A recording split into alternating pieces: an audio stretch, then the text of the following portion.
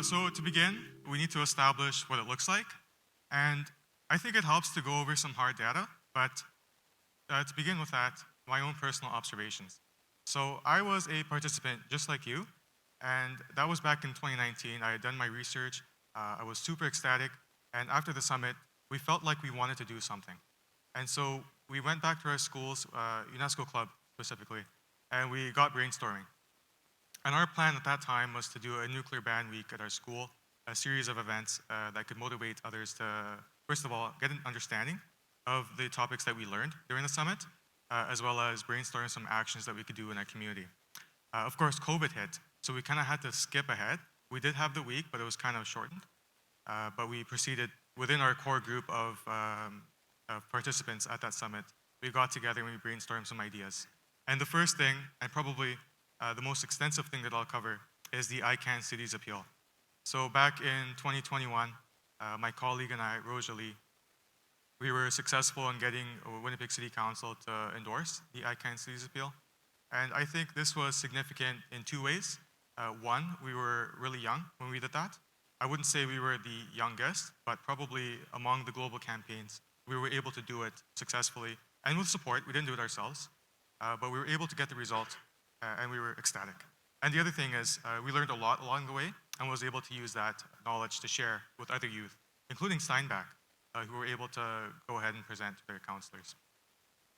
Oh, the other thing I would like to highlight is actually, one other personal observation is the role of media, specifically social media, film.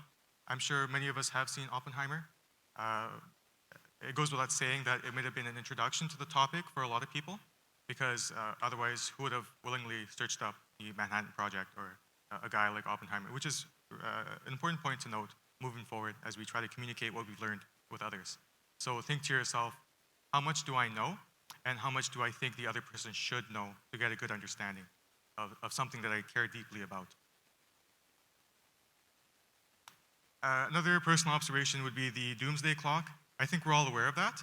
If not, essentially, it's just it's a way to attach an image to a impending global catastrophe, which is one of the twin existential threats: climate change and nuclear warfare. So it's just a symbol to show us that actually it's quite sad, because we are closest to midnight as we have ever been, ever. 90 seconds to midnight, which is significant. We were actually 17 minutes to midnight in the 1990s. And to think that we have been able to make some progress, which we have in the reduction of nuclear stockpiles, but lately the trend has been reversing, and we're actually going beyond 13,000, maybe even more by the end of this year, which is scary to think. And another word that has come across a lot is intersectionality, and it's often used in the individual sense, so tying in your own social identities, gender, race, background, occupation, and so forth. But I would actually endeavor to use that term with the organizations that are supporting the summit, as well as the organizations and groups that we approached to endorse the ICANN Cities Appeal, to build some legitimacy before we approach the counselors. So it's not obvious to anyone looking at, say, UNESCO as being a supporter of something that's related to nuclear weapons. But the intersection there is obviously we want to focus on education. We're doing that today. With Rotary bringing peace to the world, we can't achieve that if we are still adamant about growing our nuclear stockpiles. So there's a lot of ways that you could tie it in. With moral, with ethics, is it ethical to have X number of nuclear weapons to quote unquote protect a country, and at what cost? So that just goes to show that there's many ways for us to connect this back to our schools, but also back with organizations. And one other thing I wanted to go over is actual data. And so what I did was Google Trends, really useful tool. You can just go on there, because majority of us use Google every day. You can look at trends over time. And so the parameters for this were search trends in Canada for the past 5 years for key terms. So nuclear war, it seems to be a spike. I believe that was around February 2022. And of course, we knew what happened then. A nuclear armed state invaded neighboring state and is continuing that brutal war today under the pretense of nuclear threat. But if we compare that to climate change is on everyone's mind. And so how does that compare? Well, you can see there's not even a match there. We overwhelmingly search for climate change than we do nuclear weapons. And that highlights the educational aspect. We don't learn about this in schools. It also highlights another thing is when you look at an event as nuclear warfare, we often go back 70 plus years ago. And I think it's a good way to contextualize the humanitarian impact, but it's not the only way. As you have all found out, nuclear tests have continued, and in fact, Russia has pulled out of the CTBT, which is the comprehensive ban on nuclear testing. And so what comes next? That's a scary question to think about. It's not just rogue states, where you would think of, say, a state like North Korea. It's actually nuclear-armed states, and historically one of the largest producers of nuclear weapons that's pulled out of this treaty. And pandemic was obviously a huge search term in 2020 and afterwards. That's just another comparison. And also for the Swifties out there, I'm probably responsible for half the spikes, but I would say this does confirm sort of what we think about how we approach these issues. Not a lot of people know, but does that necessarily mean that not a lot of people care? And I'd argue not. I think it's about identifying, first of all, what you're really passionate about, but then also your skill set, an honest assessment of that. Not to say that we overvalue what we have, but I think we undervalue the assets that we bring to a team. And we also have to ask ourselves, what makes us passionate? What keeps us going? And so for some of us, it may be taking that knowledge back to our schools. For others, it might actually be going into activism, which is what we did with the Cities Appeal. And then even more than that, it could also be research. It doesn't have to be that you want to make a career out of yourself in nuclear disarmament. You could go on doing things in medicine, in law, and still affect change in your own way. So these are some pretty important questions that we came across during our exercise of trying to find out what we wanted to do. And we settled on the ICANN Cities Appeal. We saw an opportunity. We saw other cities had done it in Canada. And we figured, well, Winnipeg is definitely a target in the event of a nuclear war. That's one. The other thing is we've had the summit. We've demonstrated that a lot of young people care, including us, and we want to do something about it. And so we stumbled on this. It's on the website somewhere, but we took it and we ran with it because we thought, well, what the heck? What's there to lose? We can just go out and see what the process is like. The research to understand the process behind actually getting it to City Council and then presenting it and hopefully succeeding in doing so. And that's probably the most important thing I'll highlight out of anything, is you have to know what you're talking about. You have to know the facts, which clearly you all have a head start on that. I think you know so much more than the average person at your school. But how would you take that further? And specifically, how would you apply it to what's happening in the world today?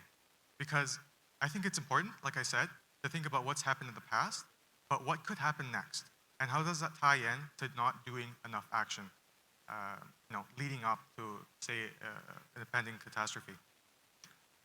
So not to make anyone, so fearful that they kind of deflect and use that as an excuse to say, well, mutually assured destruction has kept us safe, et cetera, et cetera. But no, use that as an opportunity to say, well, we've done this for so long. Has it always worked out? And how close have we come in the past to actually, complete disaster? And the other thing I would add is the process of actually getting it to City Council. That was a component of our research. We had to figure out, well, who was our counselor? How would we get them to listen? And then the next step was, how do we get it to counselors in their council meeting, which happens every month? So I'm talking specifically with this example, what we did in Winnipeg, but the process is likely very similar to your own city municipality. And I'm tying in the ICANN pledge with this because the process is very, very similar. And the other thing is actually don't do it alone. Please don't do it alone. There are people out there that think that they can get this done from A to Z without any support from others. And oftentimes it's very, very easy to get burned out as you're doing it because you have to follow up on people. You have to make sure you get your facts in check and actually follow the process to get it in. So our core group, this is our group from River East. Roj, Sarah, myself were super involved to this day. And we were the core group from that group that was interested in doing the city's appeal. Obviously, the pandemic was a bit different because it affected people differently. I was lucky I didn't have to work during that time, so I had some time after school just to work on this with them. So this is what we did step by step. I know there's probably questions along the way, like how would you get a meeting with a counselor? How would you get a meeting with a working group or working committee before we got it to council? I'd be happy to take that question because it depends specifically on what you want to know and what you want to do after. But this is just a timeline of what we were able to do. So first, we emailed. We emailed extensively. We wanted to find out who could we trust, who could we rely on in case any problems came up. And the person we were able to get in touch with was super helpful. They said, well, there's a human rights subcommittee on council. And that was relatively new. And we said, well, this is a human rights issue, first of all. Everyone will be impacted, and disproportionately so, minorities, women. The other thing is the Executive Policy Committee is the committee in Winnipeg. Before you actually get anything to council, you got to get it through there first. So our strategy was we have to get each councillor, or at least a majority of councillors supporting it at that meeting before we knew we had a good chance at getting it passed in the full council meeting. So what we did was we contacted each councillor, requested 15 minutes of their time to talk. It was a virtual presentation, of course. This is during COVID. And most of them said yes. Some of them had doubts, but what we're trying to get them to do is endorse a symbolic pledge. And that goes the same for the ICANN parliamentary pledge. There's no money involved, and generally, if you're a city councilor, you're dealing with property development, with sewage, which is what happened during that meeting. So right before we were going to be presenting, they were talking about property development and sewage. So it was like a breath of fresh air. It really was. And I think one thing that we can forget easily, and we shouldn't, is that councillors, your local representative, MP, MLA, they love to speak with youth. It's just that a lot of us don't know how, and we ourselves didn't, but we got on it, we emailed them, and we asked, these are our needs, these are our wants, and we want to connect with you. We're youth that are really passionate about this. And they love that. Don't ever doubt that they'll say no, or you're not worth my time. Some of them, they do need a couple follow-ups. And this is the pledge. I'm not going to read the whole thing, but essentially it's a symbolic pledge for cities to support the TPNW. Because at the end of the day, cities are targets. A country at the UN will be signing and ratifying the treaty, but cities are the ones that are going to be impacted the most. And like I mentioned, the numerous cities in Canada have done so. Winnipeg is the only city in the prairies so far that has successfully done an ICANN Cities Appeal campaign. And I'll share this presentation on our website, but there's a map actually that maps out all the cities involved around the world, over 100 that have endorsed the Cities Appeal. And the cool thing that happened to us actually, and this just came out of the blue, the Arms Control Association, which is based in the US, is probably one of the most preeminent think tanks in nuclear disarmament policy. They actually reached out to us and said, well, we like what you did, and I think you have what it takes to be a person to be nominated for the Arms Control Persons of the Year. And we were just blown away because 2 young people from Winnipeg doing something like this. We didn't think we'd have that much of an impact, but it seems like we did. We caught some people's attention. So it was pretty cool. I'm not showing that just to be pretentious, but I think that it just goes to show that if we can do it, you certainly can. And you've gone way ahead than we ever did at that point. Because, we started from the ground up and just scaled from there. But I think you have the knowledge. And some of you are coming in for the second year. So you definitely have the skill set. Don't doubt that. The next thing, and the reason I've grouped them together, is that it's very similar with the pledge. Your MLA, MP, it's not for councillors, but it's provincial, territorial, state, and national representatives. They are welcome to sign the ICANN pledge, which is a symbolic pledge directed for individual parliamentarians to endorse the TPNW. And the idea behind that is to apply upwards pressure for a country to eventually endorse the TPNW. Okay, so that's it for the biggest part of my presentation, but I'm not done yet. There are other things that you can do. One of the things that we did with our internship with IPPNW Canada was a capstone project on a social media account. And first of all, we identified a trend, which is that consistent messaging has been lacking for the past few years. Obviously, there are exceptions in this movement, but back in the day, before any of us were born, this was happening. This was reality. People were living during the Cold War, and just as we have climate change anxiety, as that's being more common today, there was a nuclear warfare anxiety back in the day. And can you imagine if you're in elementary and you're asked to do these drills every other month? I mean, that would have such a psychological impact on you. You would think about it at the back of your head. And it might be defeating, but I think just the fact that it was on everyone's head, we conceptualized it a little bit differently than we do today. I'm not saying we should have this again, but it does require us to be a bit creative in how we get the word out.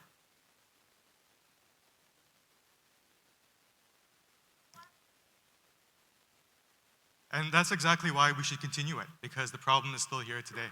It's about using something else that we are really good at, which is social media, and using that to our advantage. So like I said, this was a capstone project that we did during our internship, which was entirely virtual. So we had so much flexibility to get it going. It hasn't been updated in a little while, but we have built it up. It's still public. So if any group here is interested in taking this as an action piece, perhaps in collaboration with other groups, for sure, let's keep in touch. I can, give you a brief overview of what you can do with it and just hand you the keys. And the other thing with communications is, as we've seen today, you guys have made some really, really well done posters. And so where does it go from here? Well, first off is probably your schools, but think bigger. Well, we have the exhibits all around us. And where would you see that in your classrooms or your schools or communities? I think those are two really effective ways to actually raise awareness and then use that to build up upon something else that you want to do later on. One other thing I'd mention is there was an initiative to get schools to be nuclear weapons-free schools. So I think it would depend on how decisions are made in your school, but maybe a club could say, well, we want to have a vote on making our school a nuclear weapons-free zone. So that could even come out from the posters that you make today, because how many students would otherwise have not thought about the issue if they hadn't seen your poster, along the halls? And nearing the end here, I'm going to talk about internship opportunities. There are so many, and Senator McFedrin, I think, will mention the Youth Advisory Council. But the two most obvious ones, I think, which would be of interest to you, are the virtual summer internships with IPPW Canada, as well as considering action with Reverse the Trend, which is a global coalition of youth around the world. So there's Reverse the Trend Pacific, Reverse the Trend Japan, US, and there's also Reverse the Trend Canada. And there's so much more than this. I couldn't cover everything. And a lot of that goes back to our partners. So you'll notice IPPW has been a partner. ICANN has been a partner since day one. CMHR has also been a partner. And you don't have to take nuclear all the way. You could also branch off into human rights, because this is very much a human rights issue. And of course, meetings, conferences, summits, all different words to be the same thing, which is the gathering of people for a specific cause or action. You're all at the Youth Nuclear Peace Summit in its third year. Where do you go from here? Well, you found out yesterday that Sarah went to the first meeting of states parties last year. And there was also a G7 Youth Summit. So the possibilities are endless. And I also mentioned that there's a summit in Ottawa happening in about 2 weeks' time. So if you want specific details on that, for sure, let's keep in touch. There is an application process for it, but what we need more than ever is youth to attend these sort of forums. And youth are being noticed. So if there aren't enough youth in a particular meeting, that's for sure being called on. And another local event, which happens every year on August 9th, which is to signify the bombing of Nagasaki. We often talk about the bombing of Hiroshima, but of course, 3 days later, in Nagasaki, that's often not talked about as often. So every year in Winnipeg, we have a Lanterns for Peace ceremony at the Legislative Building. And that's all for me. So if you're interested in keeping in touch with any of the things that I whizzed through, please do so. And I'll just leave you with these words: empower, engage, and enact. So thank you very much.